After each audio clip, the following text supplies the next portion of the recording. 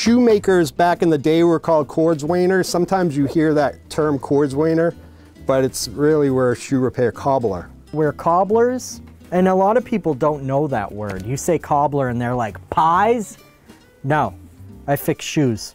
I believe there's about 4 cobblers in all of Maine, so all of them are probably about 2 to 3 months booked out. There's 3 of us in this shop trying to juggle all of the work that's always coming in the city of Portland.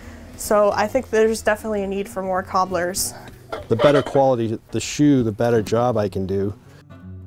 This is a chukka boot, and I'm going to be resoling it. This is the sole that I bought for this shoe. As the shoe is worn, the cork filler will kind of compress and take on the shape of the bottom of the foot. So I like to replace that. And we'll glue those in place. I'm going to kind of bevel the edges, clean that up after it's on there. This is an original George Roy item. My dad learned to repair shoes with this machine. It's called a 5-in-1 because it does 5 things. So I can cut leather here, and then I can skive leather through here. Sometimes it's stubborn. And it takes off a piece. This is the piece that I cut, so it's very thin at the edge.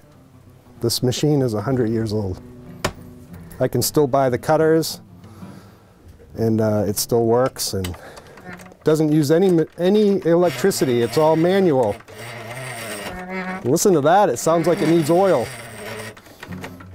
My name is Dan.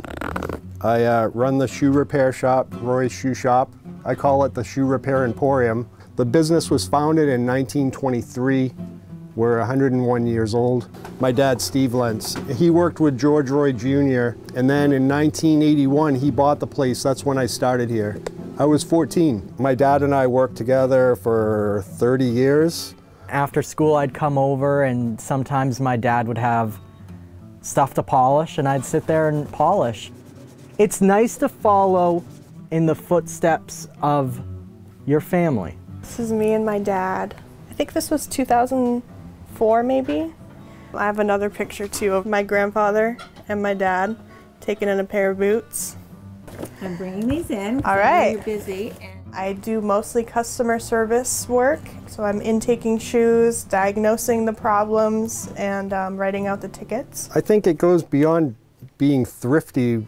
It's more if you're attached to these shoes, you have a lot of memories wearing the shoes, and they're comfortable, and they look really nice on you. They're your style.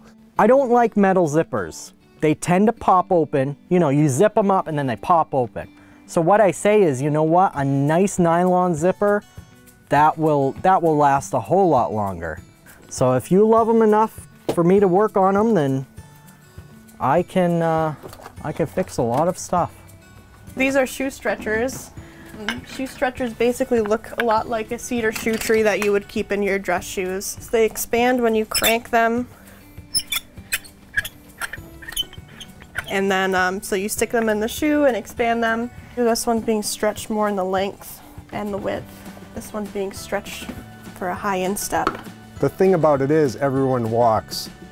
So as long as people are walking and wearing their shoes out, I'm going to be busy.